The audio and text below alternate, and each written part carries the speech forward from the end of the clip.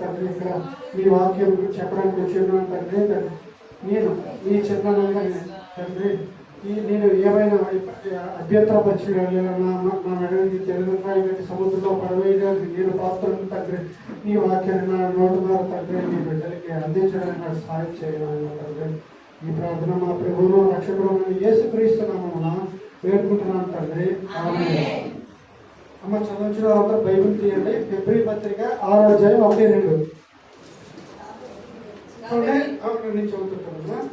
కాబట్టి నిర్జీవ క్రియలను విడిచి మారు మనసు పొందుటయు దేవుని అందరి విశ్వాసమును బాప్తిస్మమును గూర్చిన బోధయు హస్త నిక్షేపణమును మృతుల పునరుద్ధానమును నిత్యమైన తీర్పులు ఇవి 7 ఉంటాయండి.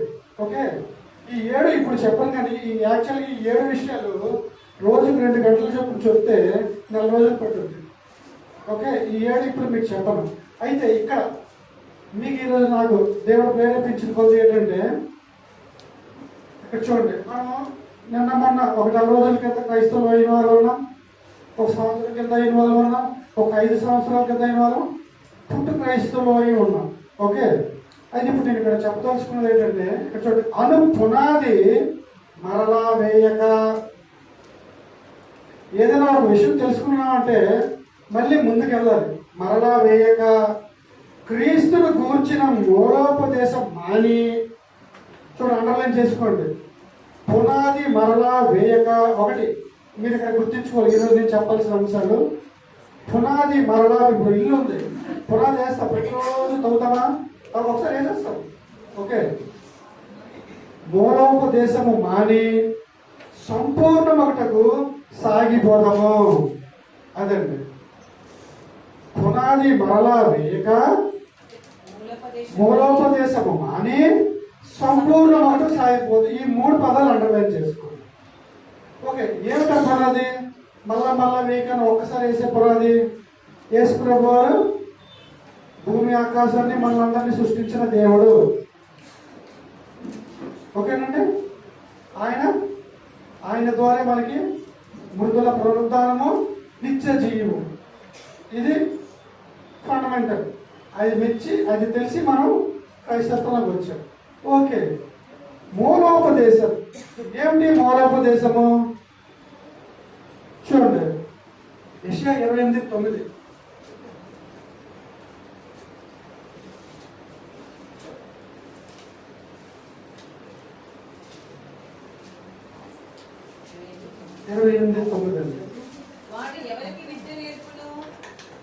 ఎవరికి విద్య నేర్పను?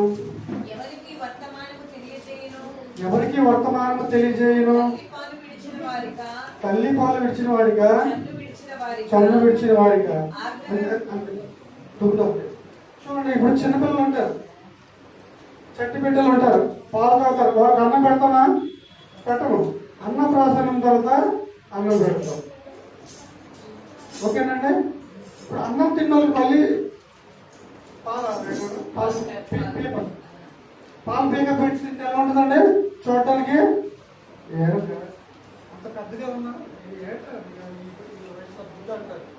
ఓకేనండి, అలాగా మీరు ఇప్పుడు పాలు తాగిన వారా, ఫుడ్ తినే వర్గాల్లో ఉన్నారా? అంటే మూలోపదేశం మానే ఉండాలా. ఇప్పుడు మూలోపదేశం మానున్నారా లేదా ఇప్పుడు మీరు చెక్ చేసుకోవాలా. ఓకేనండి, ఓకే. కొలస్సీలు 4:12 అమ్మా.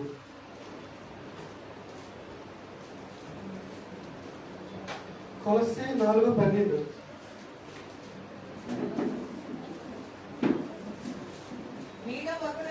ఒకడను క్రీస్తు యేసు దాసుడైన ఎపఫ్రా మీకు వందనాలు చెప్పుచున్నాను.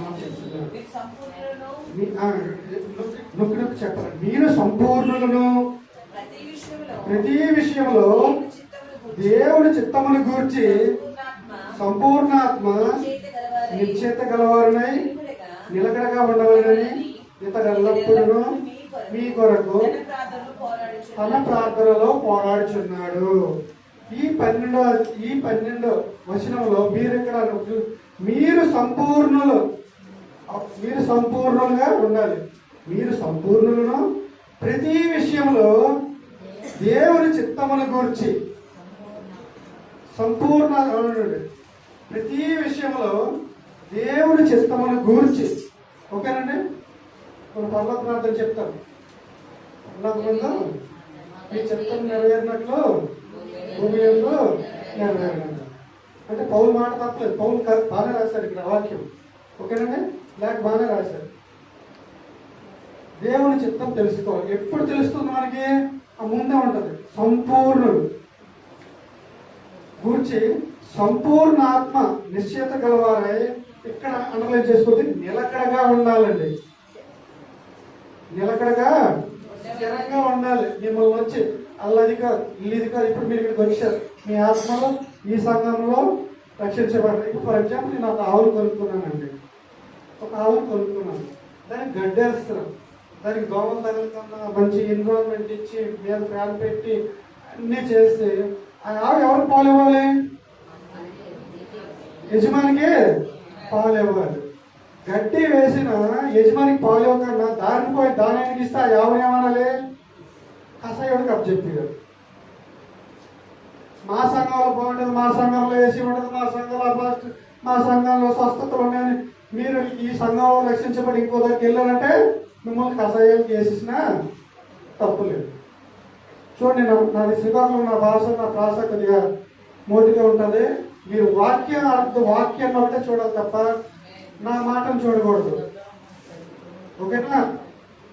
మీరు ఈ సంఘంలో ఈ కాపరి ద్వారా మీరు రక్షింపబడిన వారై నిలకడగా లేని పక్షంలో మీరు కషాయ వాళ్ళకి మిమ్మల్ని అప్పచెప్పినా తప్పు లేదండి. ఓకేనండి, ఇక్కడ చూడండి, ఎఫ్ఎస్సి పత్రిక 4:14-17.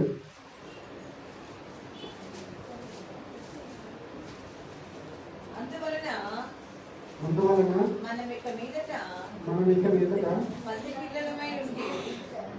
మనుషుల మాయోపాయముల చేత వంచనతోనూ కుయుక్తితోనూ గాలికి కొట్టుకుపోవునట్లు కల్పింపబడిన ప్రతి ఉపదేశమునకు ఇటు అటు కొట్టుకొని పోవచ్చు, అలల చేత ఎగరగొట్టబడిన వారు ఉండక ప్రేమ కలిగి సత్యము చెప్పుచు క్రీస్తు వలె ఉండుటకు మనం అన్ని విషయములలో ఎదుగుతాము. చూడండి, 14-15లో మనం మీకు మీద పసిపిల్లలమై ఉండగా, అంటే పునాది ఒకసారి వేసేసి మూలోపదేశం మానేసి ఇంకా మనం చదువుకున్నాడు ఎప్పుడు పత్రిక సంపూర్ణం అవడానికి ముందుకు సాగిపోతారు. సంపూర్ణ మధ్యలో సాగిపోయినప్పుడు మనకి ఎదురవుతాయండి. ఏమి ఎదురైతే గాలి వీస్తుంది మనం ఇక్కడ నుంచి కొందరికి వెళ్ళిపోవడానికి. పసిపిల్లలమై ఉండక మనుషుల మాయోమముల చేత వంచనతోనూ తప్పు మార్గంలో కుయుక్తితోనూ, అంటే అవతల మంచి చెప్తున్నాడు. ఇప్పుడు ఫర్ ఎగ్జాంపుల్ మంచి ఉందండి, మంచి ఉంది, మంచి చెప్తున్నాడు అంటే తప్పు ఉన్నదనే కదా అర్థం. తప్పును ఎదుర్కొంటారు. ఇప్పుడు పాత నిబంధనలో ఇప్పుడు అన్యులందరూ ఇలా అందరూ చెప్తారు. తప్పు చెప్తే కదా మనకు మంచిదని తెలుసుద్ది. అందుకనే పౌరం శాస్త్రం అంటారు, దృష్టాంతములుగా మనకి రాయబడ్డాయి. అలాగే మంచి బోధ ఉన్నప్పుడు పగలు 12 గంటలు, రాత్రి 12 గంటలు, చెడు మంచి, భూమి ఆకాశం, రాత్రి, ప్రతిదీ 2 ఉంటాయి ప్రాస. అలాగే బొమ్మ బొడుసు. నాన్న చెల్లెలు అంటే బొమ్మ ఉంటుంది, బొడుసులో ఉంటారు. కానీ నువ్వు ఎటువంటి నీవు అనేది అందరూ హెడ్ అండ్ టాస్ చేసినప్పుడు అంత ప్రతి ఒక్కరు కోరుకునేది ఫస్ట్ ఏంటి? Head and. ఏమన్నా అలాగా మనము ఏది కుయుక్తి చూడండి, వంచన, ఏది వంచన, తప్పు మార్గములు, కుయుక్తి అన్ని మనం చూడడానికి చదవడానికి ఒకలాగా ఉంటాయి. కానీ ఇవన్నీ వెరైటీలు అండి. ఇవన్నీ వెరైటీలు. దేనికి మీరు లొంగుతారు? ఒకదానికి లొంగరు మీరు. గాలికి కొట్టుకుపోవునట్లు కల్పింపబడిన ప్రతి ఉపదేశమునకు అటు ఇటు కొట్టుకొని పోవచ్చు, అలల చేత ఎగరగొట్టు ఉండక ప్రేమ కలిగి తండ్రి యొక్క ప్రేమయు అంటాం. ఓకే, సత్యము చెప్పొచ్చు. యేసుప్రభు వారు అంటారు నేనే సత్యం అంటారు. మరి యేసుప్రభు వారు ఏం చెప్పారు అనేది మీరు తెలుసుకోవాలి. క్రీస్తు వలె ఉండుటకు పౌలు శ్రేష్టమైన మాట అంటారు. నేను క్రీస్తుని పోలి ఉన్నాను, నన్ను పోలి మీరు నడుచుకోవాలి అంటే మరి ఇప్పుడు పౌలు ఉన్నారా? పౌలు చూసి మనం ఎలా నడుచుకోవాలి అంటే యాజకత్వం. అంటే యాజకత్వం పాత నిబంధనలో పోయింది కానీ అపోస్తలత్వం, తర్వాత కాపురత్వం. మీ ఎదురుగా కాపురం ఉన్నారు కదా, కాపుర శ్రేష్టంగా జీవితంలో వారిని పోలి మనం నడుచుకోవడానికి ప్రయత్నం చేయాలి. అది దాని అర్థం. ఇప్పుడు పౌలు ఎలా నడుచుకోవడానికి మనకు తెలియదు. ఆయన ఫోటో కానీ కటౌట్ కానీ మనకేం తెలియదు. ఎలా నడుచుకోవడం తెలియదు. ఆయన వాక్ చాతుర్యం ఎలా ఉంటుందో వాయిస్ తెలియదు. మరి ఎలా తెలుసుకోవాలి? రాసిన వచనాలు ఉన్నాయి, ఇవి పాటిస్తున్నా. మీ ఎదురుగా మీ కాపరి ఉన్నారా? మీ కాపరి జీవితం మీరు ఎరుగుదురు, కాపరిని చూసి మీరు కోరున్నారు. ఒకవేళ మీరు ఏదైనా తప్పుకడుగు అంటే ఇది ప్రసంగం కాదు, నేను పూర్తి చేయాల్సింది క్లాస్ లాంటిదే. దేవుడు చెప్పేది మళ్ళీ ఎప్పుడైనా ఇక్కడి నుంచే కంటిన్యూ చేస్తాను. ఓకే, టైం తీసుకొని చెప్పండి. ఓకేనండి. పౌలు ఏమన్నాడు? క్రీస్తుని పోలి నేను నడుచుకుంటున్నాను. అప్పుడు సంఘస్థులు క్రీస్తుని చూడలేదు, పౌలు చూస్తున్నారు ఎదురుగా. మాదిరి రోల్ మోడల్ అంటాం కదండి. ఫర్ ఎగ్జాంపుల్ నేను అన్నిటికీ ఉన్నాను సినిమా యాక్టర్ డ్రెస్ తీస్తే సేమ్ డ్రెస్ రోల్ మోడల్ అంటారు. ఇమిటేట్ చేస్తారు. చిన్నపిల్లలు కూడా పేరెంట్స్ ఇమిటేట్ చేస్తారు. వాళ్ళిద్దరు పేరెంట్స్ ఎలా బిహేవ్ చేస్తే ఈ పిల్లలు వచ్చి వీళ్ళు అలాగే బిహేవ్ చేస్తారు. అందుకే ఎవరైనప్పుడు పొరపడి మాట్లాడతారు, ఇంట్లో అలాగే ప్రవర్తిస్తున్నారు, వీళ్ళు అలాగే ప్రవర్తిస్తున్నారు. మరి మీ ఎదురుగా మీ కాపరి జీవితం అంతగా మంచిగా ఉన్నప్పుడు వారిని చూసి మీరు పోల్చుకోవాలనేది ఇక్కడ వచ్చిన భావం. ఓకేనండి. క్రీస్తు వలె ఉండుటకు మనం అన్ని విషయములలో ఎదగాలండి. ఓకేనండి. ఓకే, రోమా 15:14 అండి.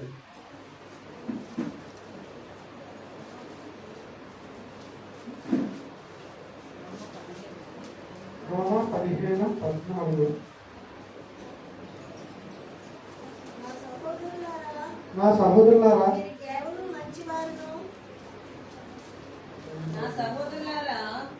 మీరు కేవలము మంచివారును సమస్త జ్ఞాన సంపూర్ణులను ఒకరికి ఒకరు బుద్ధి చెప్ప సమర్థులై ఉన్నారని నా మట్టుకు నేను మిమ్మల్ని గురించి పూర్తిగా నమ్ముచున్నాను. ఓకేనండి. 14వ అమ్మా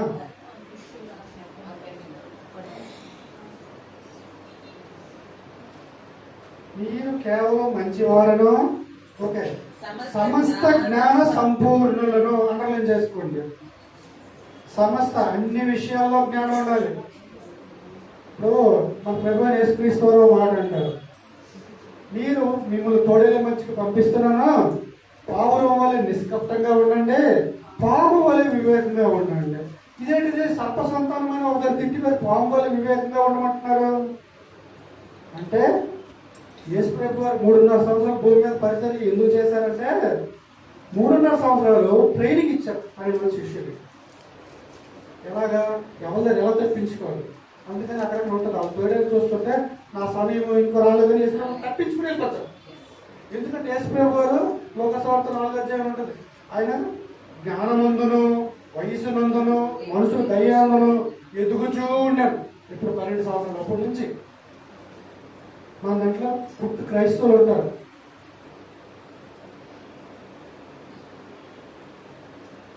సంపూర్ణ జ్ఞాన అదే సమస్త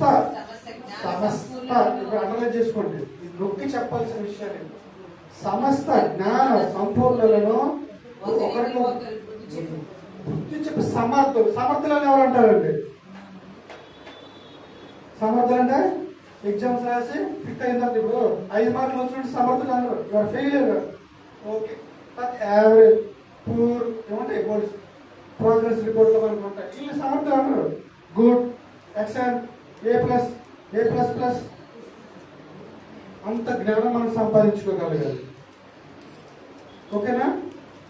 నేను మిమ్మల్ని రూఢీగా నమ్ముచున్నాను అంటే మీరు ఎవరి చుట్టూ తిరుగుతున్నారో, ఎవరి దగ్గర ఉన్నారో, ఎవరి దగ్గర నేర్చుకుంటున్నారో వాళ్ళ దగ్గర మీరు మంచి మార్కులు తెచ్చినట్లయితే మీరు అడగకపోయినా మీ గురించి వాళ్ళ ప్రార్థనలో గుర్తించుకొని వాళ్ళే ప్రార్థన చేస్తారు. గమనిస్తాం. ఓకేనండి. ఇప్పుడు ఇదంతా ఎందుకు చెప్పాను అంటే, మీరు పాలాహారం తింటున్నారా? శ్రేష్టమైన ఆహారం. ఇప్పుడు చిన్నపిల్లడు ఉన్నారు, ఓకే, ఫస్ట్ పాలు తాగుతారు, 6 నెలలకో సంవత్సరానికో అన్నప్రాసనం చిన్న పాయసం పెడతారు, తర్వాత పెరుగన్నం పెడతారు, తర్వాత పప్పు అన్నం పెడతారు, తర్వాత ఉడకబెట్టిన గుడ్డు పెడతారు, తర్వాత చికెన్ పెడతారు, అరుగుదల పెరిగితే మటన్ పెడతారు, ఇంకా అయితే బరా పెడతారు, అంటే బీఫ్ ఏదో అంటారు. ఓకే, ఇప్పుడు మనం ఏ స్టేజ్లో ఉన్నామో చూసుకున్నాం మూలప్రదేశం. ఇప్పుడు చిన్న మా పాట ఉంది, నిత్యం శృతించిన ఆ 2 పల్లవులు పాడండి, 2 లైన్లు.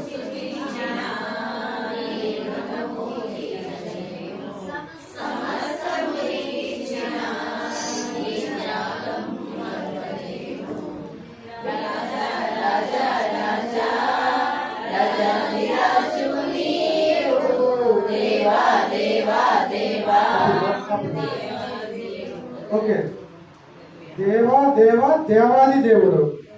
దేవా బాగుంది, దేవా బాగుంది, దేవాది దేవుడు అంటే అర్థం ఏంటి? దేవా ఓకే, దేవా ఓకే, దేవాది దేవుడు అంటే అర్థం ఏమిటి?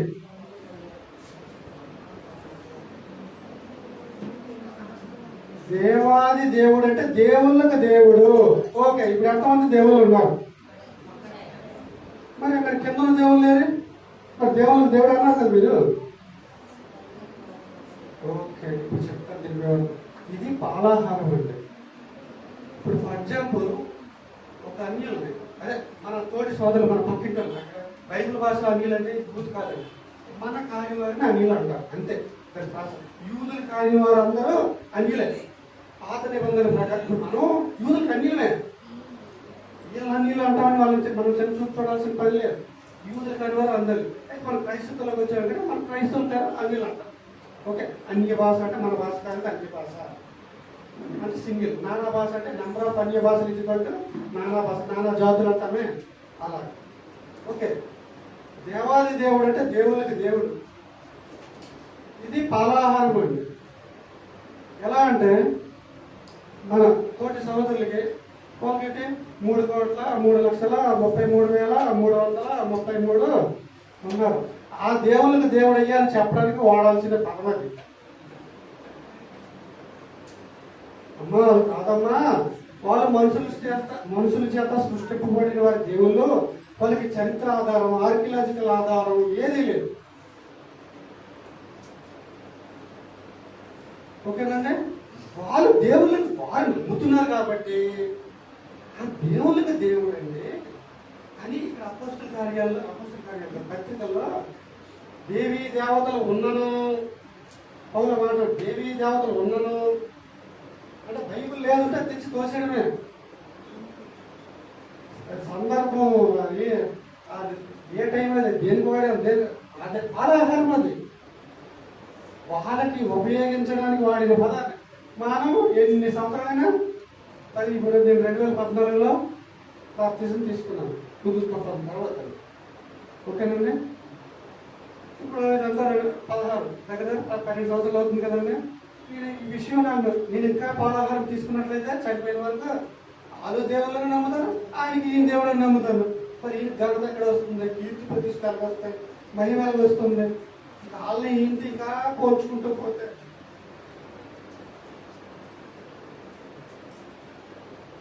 మనం ఇక్కడికి ఈయన దేవుళ్ళని నమ్మొచ్చిందంటే ఇంకా దేవుడు కాదు, మనుషుల చేత చక్కబడ్డ బొమ్మలు, క్రియేట్ చేయబడిన పాత్రలు. ఓకేనా? ఓకే, దేవాది దేవుడు అనేది పాలాహారం, ఓన్లీ దేవుడు అనేది శ్రేష్టమైన ఆహారం. ఉన్నది ఒక దేవుడు. ఓకే, ఇంకొక విషయం చెప్తాను. అపోస్తల కార్యాలు 3:6 వస్తారు. నాకు మన సోదరులు కూడా ప్రార్థన చేసినట్టున్నారు, ఈ పదం గుర్తున్నట్టు. 3:6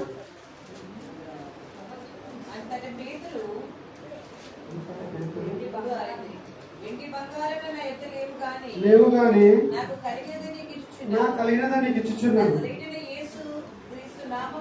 నజరేయుడని యేసు క్రీస్తు నామమున నడుమని చెప్పి. ఓకేనా?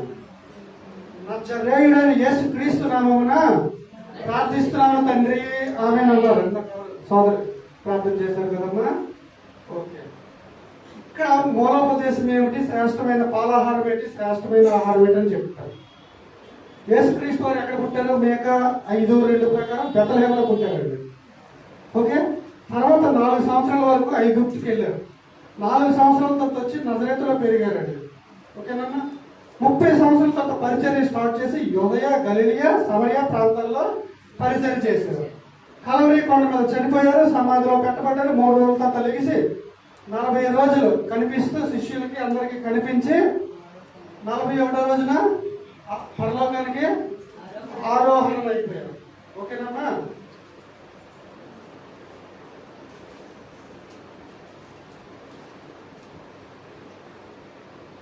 ఓకేనా? అపోస్తలుల కార్యాలు 7వ అధ్యాయం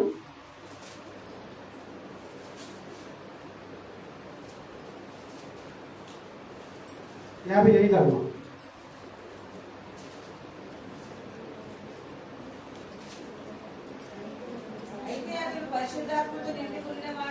నిండుకుని వాడై ఆకాశం వైపు తేరి చూచి దేవుని మహిమను యేసు దేవుని కుడి పార్శ్వము మందు నిలిచి ఉండిట చూచి తెరవబడేటయో మనుష్య కుమారుడు దేవుని కుడి పార్శ్వమందు నిలిచి చూచున్నాడు. ఓకేనండి. ఇప్పుడు యేసు ప్రభువు ఎక్కడ ఉన్నారు? కుడి పార్శ్వం ఉన్నారు. ఇప్పుడు నేను ఆంధ్ర వలసలో పుట్టి పెరిగాను. అది ఎక్కడ ఉంది? శ్రీకాకుళం జిల్లాలో ఉంది. ఇప్పుడు నేను ఎక్కడ ఉన్నాను? విశాఖపట్నం సిరిపురంలో ఉన్నాను. నా దొండపర్తి 16 సిరిపురం 3 పిన్ కోడ్. అది 185 53 to 185. ఈ 530060 దొండపర్తి. ఓకేనమ్మా? ఇప్పుడు నన్ను ఎతకాలంటే 16లో ఎతకాలా, అక్కడ వెళ్ళి ఎతకాలా? ఓకే. అయితే ఇక్కడ 3:6 ఇందాక చదువుకున్నాం. నజరేయుడైన యేసుక్రీస్తు నామమున నడువు అన్నాం. మనం ప్రార్థిస్తున్నాం కదా. అయితే ఎందుకు పేతురుగా అన్నారు? పేతురికి విషయం తెలీదా ఆయన అడ్రస్ మారిందని? ఇక్కడే ఉంది కిటికో. అప్పటికి బైబిల్ సంపూర్లేదు. ఇప్పుడు మనకి ఒక ఊరు వెళ్ళండి, స్త్రీలు ఎంతమంది ఉంటారు? ఒక 5-6 ఉంటారు. ఒక కిరణ్లు, ఒక భాస్కర్లు, రామారావు ఉంటారు. ఒక ఊరు వెళ్ళి ఒక 500 గడప ఊరు వెళ్ళి పలానా వ్యక్తి కావాలంటే ఆయన 3 ఉన్నారుగా ఏ స్త్రీని కావాలని అడుగుతారు. ఆ తండ్రి పేరు చెప్పాలి. ఓకేనండి? పలానా ధర్మారావు కావాలి. ఏ ధర్మారావు కావాలంటే పలానా రామారావు కూడా ధర్మారావు కావాలన్నా. ఓకేనా? అప్పట్లో యేసులకు బోల్డ్ మంది ఉండేవారు. మరియలు బోల్డ్ మంది ఉన్నారు కదా. మగ్దలేని మరియా, మరియా, మరియా. ఓకే, ఇక్కడ మరియా అక్కడ ఎందుకు అక్కడ మగ్దలేని చేర్చారంటే సపరేట్ చేయడానికి. యేసు ప్రభు తల్లిగా ఆయన పేరు గంటలో సపరేట్ చేసి పెట్టారు. అందుకే ఇంటి పేరే సంథింగ్ ఏదో చేర్చుంటారు, మగ్దలేని అని చెప్పి. ఓకేనండి? అలాగా బోల్డ్ మంది యేసు ఉండేవారు. ఈ యేసు మీరు ఇక్కడ 2వ అధ్యాయంలో మాట్లాడుతుంది. మీరు చంపిన శిలువపై చంపిన ఈ యేసునే దేవుడు క్రీస్తుగాను. అపోస్తలుల కార్యాలు 2వ అధ్యాయంలో ప్రసంగం ఉంటుంది కదమ్మా, చెప్తారు.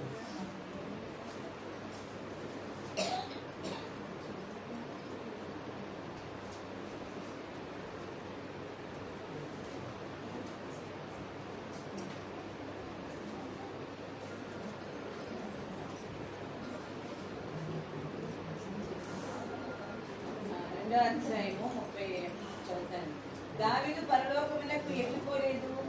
అయితే అతడు ఇట్లనెను, నేను నీ శత్రువులను నీ పాదముల క్రింద పాదపీఠముగా ఉంచు వరకు నీవు నా కుడి పార్శ్వమున కూర్చుండమని ప్రభు నా ప్రభుతో చెప్పాను. మీరు సిలువ వేసిన ఈ యేసునే దేవుడు ప్రభువుగాను క్రీస్తుగాను నియమించారు. ఇది ఇశ్రాయేలు వంశం అంతటి రూఢిగా తెలుసుకోవాలని చెప్పారు. చూడండి, సిలువ మీద వేసిన ఎవరు? అక్కడ ముందు సువార్తలో మనం చదువుకుంటాం. ఈయన నజరేతు వాడు కాదా, కార్పెంటర్ కొడుకు కాదా, వడ్రంగి వాడు కాదా అంటారు. మరి నజరేతు వాడు నోటిఫైడ్ కదా. అందుకని యేసులు బోర్డు మీద ఉంటే సిలువ మీద మీరు సిలువ వేసిన యేసు, నజరేయుడని యేసు అని తెలపడానికని అక్కడ పేతురు 3వ అధ్యాయం 6వ వచనంలో నజరేయుడని యేసునామమున ప్రార్థిస్తున్నాను అదే చెప్తాడు. నజరేయుడని యేసునామమున లేవమని చెప్తాడు. మరి ఈరోజు మనకు తెలుసా లేదా యేసు ప్రభువు ఎక్కడ ఉన్నారు అమ్మా? కుంటోడికి యేసు ప్రభు వారి గురించి తెలియదు, కానీ శిలువ మీద చనిపోయి యేసు తెలుసు. పరలోకంలో ఉన్నారని తెలియదు. ఎందుకంటే ఏదైనా 500 మంది కొన్ని పత్రికలు అంటారు 500 మంది చూశారు ఆయన ఆరోహణం అయినప్పుడు. అపోస్తల కార్యాల్లో మనం అన్ని కలిపి చదువుకుంటే మనకు క్లియర్ కట్ అర్థం అవుతుంది. యాక్చువల్ 11 మంది శిష్యులు ఉన్నారు అనుకుంటాం, కానీ 5 ఆడవాళ్ళు మగవాళ్ళు అందరూ కలిపి స్త్రీ అండ్ పురుషులు కలిపి 500 మంది ఉంటారు. ఈ 500 మంది చూసినప్పుడు పరలోకంలో వెళ్తారు. ఆ విషయం పేదలు తెలుసు. కానీ 2వ అధ్యాయం 2 వచనాల్లో పరిశుద్ధత పొందుకున్న తర్వాత ఆయన రొమ్ము విడిచి నిలబడ్డాడు కాబట్టి పొజిషన్ మొత్తం ఆయన ఎరుక. ఆయన కుంటివాడికి తెలియదు యేసు ప్రభు ఏ యేసు అనేది. 3 మంది యేసు ఉన్నారు, అందుకని నజరేయుడని యేసునామములోనే అన్నారు. ఒక మంచి మాట ఉంది, నజరేయుడా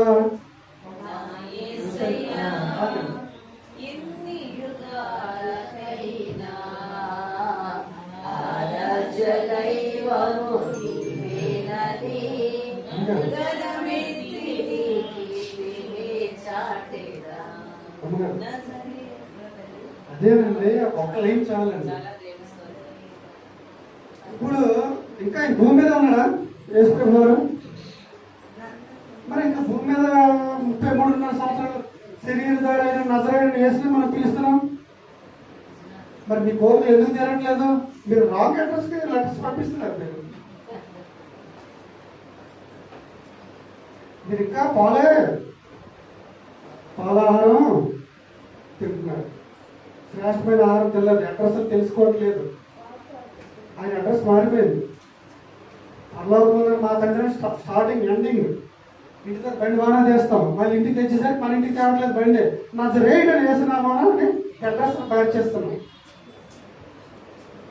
ఇంక మన ప్రార్థన దేవుడికి ప్రభువారు వింటున్నారంటారా?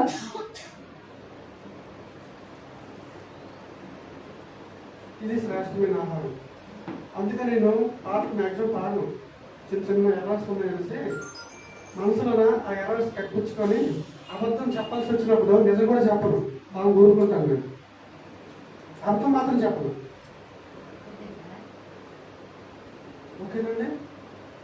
ఇవి మూలోపదేశాలండి, ఇవి పాలాహారం. మేడం గారు తీలా చెప్పి తెలుసా? గ్రాడ్యుయేట్ ఎంతమంది తెలుసా అండి? ఏ రోజైనా బైబిల్ అమ్మగారు మాకు ఈ ప్రార్థన అవసరం అవుతుంది, ప్రార్థన చేయండి అన్నారు, కానీ ఒక్క రోజైనా అమ్మగారు దీన్ని అర్థమే నేను ఒక్కరోజు ఎవరైనా అడిగిన ఉన్నారా అండి? మరి మీరు ఏం తింటున్నారు? బలహీనంగా న్యూట్రిషన్ లేదు. గవర్నమెంట్ వేసి అవేర్నెస్ ఇస్తుంది, పౌష్టికాహారం తినండి, పౌష్టికాహారం తినండి అని. మీరేంచి పౌష్టికాహారం తినరు, అస్థిపంజరం మీద చర్మం కప్పుకొని వస్తారు సంఘానికి. ఒక్క రోజున ఈ ప్రార్థన అవసరం ఉందని అడిగిన రోజైనా ఉంటుంది, కానీ ఒక్కరోజు అమ్మగారు ఈ వచ్చిన అర్థం ఏంటండి, ఇది ఎలా తీసుకోవాలండి, లిటరల్గా తీసుకోవాలా, సింబాలిక్గా తీసుకోవాలా అని ఒక్కరోజు అడిగారండి. అడిగారా? రాత్రి ఒక లోడికాడండి. దేవుడికి స్తోత్రం. ఓకేనండి, అడగండి. యేసు ప్రభువు మాట అంటారు లోకసోత 12 మొదట నా రాజ్యాన్ని నీకు నీతిని మీరు వెతికితే మనకి అవసరత కనిపించేసరికి వేరేమి గుర్తుండదు. మన ప్రాథమిక పునాది ముందు వేసేయాలండి. పునాది వేసేసి సంపూర్ణంగా సాగిపోవడానికి ముందుకెళ్ళాలండి. చూడండి, ఒక క్వశ్చన్ ముగించేస్తాను. ఒక ఇక్కడ ఇంకో బెనిఫిట్ ఉన్నది. నేను ఇది ఎలా ముందుకెళ్తుంటే ఒక విషయం చెప్పి ముగిస్తాను. ఒక స్కాలర్ అంటాడు, మీకు అర్థమైన భాషలో చెప్తాను. ఇప్పుడు గొర్రెలు కలిసి అంటారంటే గొల్లవాడు అంటారు కదా, పల్లెటూరు భాషలో గొల్లవాడు అంటారు కదా, యాదవ్ అది. ఓకే, ఆయన ఒక 10 గొర్రెలు, ఒక 9 ఆడగొర్రెలు, ఒక మగ గొర్రె ఓకే తెచ్చి మందు స్టార్ట్ చేశారు. ఒక 5 సంవత్సరాలు అయింది, పెళ్లి కూడా చేసుకున్నాడు, పిల్లలు కలిగారు, మంద కూడా వృద్ధి చెందింది. ఇప్పుడు 200 మంది అందయిందండి. ఎన్ని గొర్రెలతో స్టార్ట్ చేశాడు 5 సంవత్సరాల క్రితం? అది 9 ఆడగొర్రెలు, ఒక మగ గొర్రెతో మందు స్టార్ట్ చేశాడు. ఓకే, ఇప్పుడు 200 గొర్రెలు అయింది. మంద ఎలాగ అభివృద్ధి చెందింది అమ్మా? ఒక గొర్రెని ఇంకో గొర్రెని కాసిందమ్మా. ఓకే, ఓకేనా? మీ కాపరు మిమ్మల్ని కాస్తున్నప్పుడు మీరు ఎంత కనీసం ఒక్కరిని కాశారా? నిజమైన పిల్లలు కాదమ్మా, మీరు గొర్రెలు కాదు, ఆత్మీయ పిల్లలు. మరి మీ దగ్గర బరువైన గింజ. ఇప్పుడు రైతు పంట నూరుస్తాడమ్మా, అల్లాన్ని తెచ్చి ఎగరేస్తాడు. ఎగరేసినప్పుడు చాటుతో ఎగరేసినప్పుడు బరువైన గింజ ఇక్కడ ఉంటుంది. గింజలని బరువు గింజలని అలా దూరం ఎగిరిపోతుంది, దాన్ని తగలెట్టేస్తాడు. అదేంటంటే ఎఫిసి గాలికి పోవు పొట్టు వలె ఉండక బరువైన గింజ ఉంటే ఆ గింజను తెచ్చి సేఫ్ గాలిలో వేస్తాడు. అప్పుడు మీకు ఏ తెగులు రాకుండా, తుఫాన్ వచ్చిన, గాలి వచ్చిన, ఏది వచ్చినా మీరు గాలిలోన కమ్మగా ఉంటారు. ఇక్కడ అంతా సింబాలిక్ లా ఉంటుందండి. You are in safe hands in our Lord Jesus Christ when you are get the good knowledge of Lord Jesus Christ. దేవుని జ్ఞానం మీరు సమస్తంగా సంపూర్ణం ఇందాక చదువుకున్నాం రిఫరెన్స్లో. ఆయన చిత్తం ఏమిటో మీరు తెలుసుకున్నట్లయితే తెల్లారి లెక్క మనకి ఏం కావాలి? టిఫిన్ కావాలి. మనమే చేసుకుంటా, మనం అడగాలి ప్రతిరోజు అమ్మ చేసేవాళ్ళేదండి చాలా టిఫిన్ ఆయన పిలుస్తుంది మనకి. ఆయన చిత్తం మీరు తెలుసుకున్నారంటే మీకు అవన్నీ అరేంజ్ అవుతాయి. ఓకేనండి? ఇప్పుడు గొర్రెలు ఉన్నారు. ఈ 200 గొర్రెలు, ఈ 9 గొర్రెలు, ఈ మేక అన్నాను కదా, అది కాకుండా సూచిస్తుందండి. ఈ 9 గొర్రెలు సంఘ విశ్వాసం చూపిస్తారు. మీరు వాక్యం నేర్చుకున్నట్లయితే మీ పక్కలకి మీరే చెప్పి మీరే తీసుకొని వస్తారు. అప్పుడు ప్రతిసారి కాపురే తెచ్చుకోరండి. ప్రతిసారి ఈ గొర్రెల కాపరే గొర్రెల్ని కొనేసి తెచ్చేసి ఈ 200 మందిని వృద్ధి చెందలేదు. ఆ 200 మందిని ఒక గొర్రెని ఇంకో గొర్రెని కాసింది. మీరు ఆత్మ విమర్శ చేసుకోండి. ఇది ఒకటికొకటి లింక్ అండి. ఇక్కడ నేను మిమ్మల్ని ఈరోజు అంటాను, రేపు వెళ్ళిపోతాను. మీరు దేవుని సమాధానం చెప్పుకోవాలండి. అకౌంటబిలిటీ అంటాను. అకౌంటబిలిటీ లెక్కప్ప చెప్పుకోవాలి. మీరు బలమైన గింజ కలిగా ఉండాలని మీరు మూలోపదేశం మాని పునాది బలంగా వేసి అక్కడ ఉంటుంది 6వ వాక్యం చదువుకున్నాం కదా, అక్కడ 7 విషయాలు ఉంటాయండి. బాప్టిజం అంటే ఏంటి, తీర్పు అంటే ఏంటి, పునరుద్ధానం అంటే ఏంటి. అమ్మా ఏమని చెప్తారు మీరు? అమ్మా మా పునర్జన్మ పుణ్యాలు చేస్తే దేవుళ్ళు మోక్షంలో కలిసిపోతే మీకు వచ్చిన ప్రయోజనం ఏమిటి? అది వాళ్ళకి తెలియదు. అది మనం తెలియజెప్పాలి. పునరుద్ధానానికి పోని పునర్జన్మకి ఏమైనా రుజువులు ఉన్నాయా? ఒక్కటి లేదు. పునరుద్ధానానికి రుజువు ఉందా? ఓకే, ఎవరు? యేసుక్రీస్తు. ఓకే, సమూయేలు లేచాడండి. అదేంటి కన్నపిస్తాడు, సమూయేలు లేచాడు కదా అని రాయబడింది. ఓకే, సమూయేలు లేకపోయినట్లయితే, యేసుప్రభువు లేకపోయినట్లయితే మరి అపోస్తలుడైన పౌలు ప్రథమ ఫలము క్రీస్తు అని ఎందుకు రాశారు? అర్థమైందమ్మా? చూసారా? నేను ఒక్క ప్రశ్న వేసేసరికి ఇలా సమాధానం లేదు. ఇదే పౌలు వెళ్ళినా గింజగలిగి మీరు అవుతారు. ఇది కానీ చెప్పగలిగితే ఎప్పుడు వచ్చినా మీరు సమాధానం చెప్తారు. అంతేందుకు ఇప్పుడు మనం ఎదుర్కొన్నాం కదమ్మా సార్, హిందువులతో మనం వివక్ష ఎదుర్కొన్నాం. నీ దగ్గర నీదే ఎందుకు నీకు దేవుడు? అప్పుడు నువ్వు చెప్పాలి. ఏమని చెప్పగలగలేదు? నువ్వు నమ్మకపోయినా నీకు దేవుడు ఆయన. నువ్వు నమ్మకో. మా నాన్నగారు నమ్మలేదు. మా నాన్నగారు శ్రీరామూర్తి గారు నమ్మకాన్ని చనిపోయాడు. ఆయనకి దేవుడైనా మన ప్రభు అయిన యేసుక్రీస్తు వారు. వాళ్ళ నాన్నగారు పూజారి దొరకయ్య వాళ్ళు ఆయన నమ్మకాన్ని చనిపోయాడు. ఆయనకి కూడా మన దేవుడు ప్రభు అయిన యేసుక్రీస్తు. ఇలాగ చెప్పగలిగితే ఆ జ్ఞానం మీకున్నది. అప్పుడు సంఘం ఎందుకు అభివృద్ధి ఎందుకు అభివృద్ధి చెందట్లేదు అన్నది మనం ఈ లోకాసంలో ఉండిపోయి ఉండాలి. ఎక్కడ మనకు కావాలంటే లోకంతో పరిగెట్టాలి, తినడానికి తిండి కావాలంటే పరిగెట్టాలి. ఇప్పుడు ఇవాళ ఇంత రైట్ ట్రాక్ అంటారు. ఈ పదం ఎప్పుడైనా విన్నారా? మీరు సరైన మార్గంలో వెళ్తున్నారు అని అంటారు.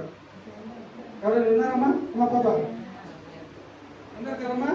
ట్రాక్ అంటే రెండు బత్తాలు, ఒకటి లోకరీత్యా, రెండు ఆధ్యాత్మిక రీత్యా. లోకరీత్యా మాత్రం ఒక బట్ట అంటే మన చిన్న గుంట కడుతాం. ఆత్మీయంగా అంటే ప్రార్థన. ఇప్పుడు యేసు వారు కృపతోనే 35 మార్కులు ఇస్తారు. నిండు నూనెల జీవితం ఉంటాం కదా, మనం పరలోకం సంపాదించుకోవడానికి 100 మార్కులు కావాల్సి వస్తే 35 మార్కులు ఆయన ఉచిత కృపతో ఇచ్చి శిలువ మీద మరణం పొంది ఆయన ప్రాణం పెట్టి మనకు 35 మార్కులు ఇచ్చారు. అందుకే పౌలో మాట అంటాడు, సంపూర్ణ మగటకు సాగిపోతాము. 36, 37, 38 మార్కులు పెంచుకోవాల్సింది మీ బాధ్యతే. ఎవరు పచ్చదిల్లు ఉంటారు, ఎవరు తప్పించుకొని అదే వెళ్ళాలి. నీ తట్ట నేను ఎత్తుకోను, ఎక్స్ప్రెస్ కావాలంటే సాయం చేస్తాను, మీ కొరకు కట్టలేదు. అర్థమైందమ్మా? ఎవరు బరువు కాపరి మీకు యువర్ రైట్ ట్రాక్ లో నడిపించడానికి మీ బరువు మీరే ఎత్తుకోవాలి. 36 నుంచి బాప్తిసం తీసుకున్నారు కదా, యేసు ప్రభు వారు ఆయన ప్రభువు నేను పాపిని, ఆయన దేవుడని నమ్మి నోటితో ఒప్పుకొని బాప్తిసం తీసుకునేసరికి మీకు 35 మార్కులు వేస్తాడండి. 36 నుంచి 100 వరకు. ఇప్పుడు మీరు ఇందాక చెప్పారు కదా గ్రేడింగ్ సిస్టమ్. బరువైన గ్రంథిగా తయారవడం మీ పనే.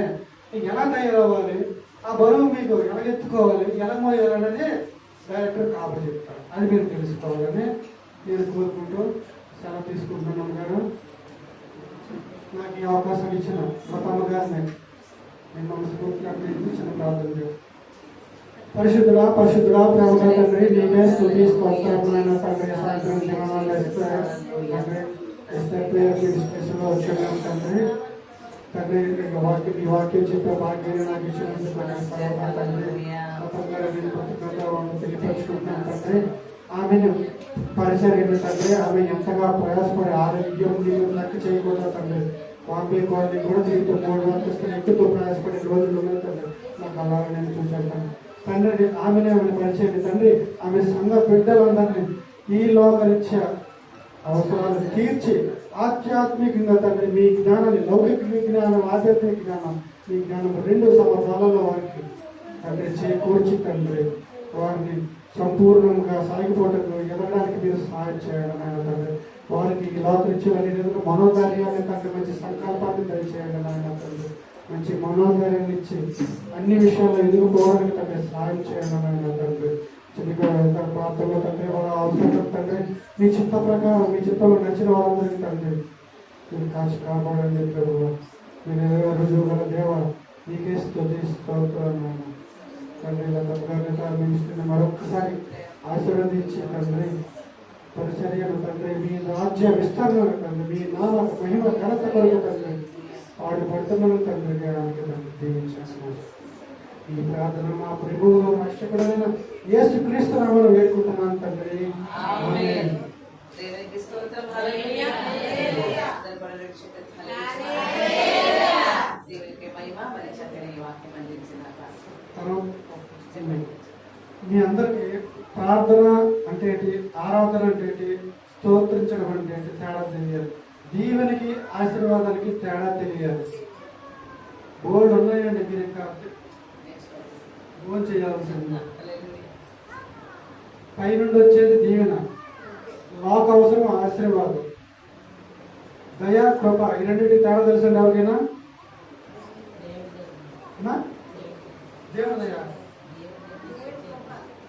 ఓకే. అదే కృప, దేవుడు కృప మనం బైబిల్లో చదువుకుంటున్నాం కదమ్మా. దయకి కృపకి తేడా ఏంటని నేను అడుగుతున్నా. నీది నీకు ఇస్తే దయ, నీది కానిది నీకు ఇస్తే కృప. ఓకేనమ్మా? ఇప్పుడు నాకు తల్లి ఒక 5 వస్తాను, ఒక 5 చేపలు తీసుకుంటాను. ఒక 6 నెలలు అవుతుంది, 3 సంవత్సరాలు అవుతుంది, ఇవ్వట్లేదు. అమ్మ ఎప్పుడు ఇస్తావన్నమాట, ఇవ్వండి ఇల్లు ఇచ్చేస్తానంటే ఈ దయ నా ప్రాప్తి అంటారు. నాది నాకు ఇవ్వడానికి దయ, నాది కాదు నాకు ఇస్తే కృప. ఓకేనండి, థ్యాంక్ యూ. హల్లెలూయా. ఒకసారి నాకు ఈ అవకాశం ఇచ్చిన అమ్మగారికి నేను సరదా కృతజ్ఞతలు చెప్పుకుంటున్నాను. Thank you Jesus. మరి బ్రదర్ యాంటోనీ గారు మరి మనం వచ్చినటువంటి దేవుని కృప. అయితే నేను చెప్పేది ఏంటంటే ఎక్కువగా బైబిల్ స్టడీస్ అన్నీ కూడా మరి చాలా మంది స్టూడెంట్స్ దగ్గర కూడా ఎంతగానో మరి బైబిల్ కాలేజ్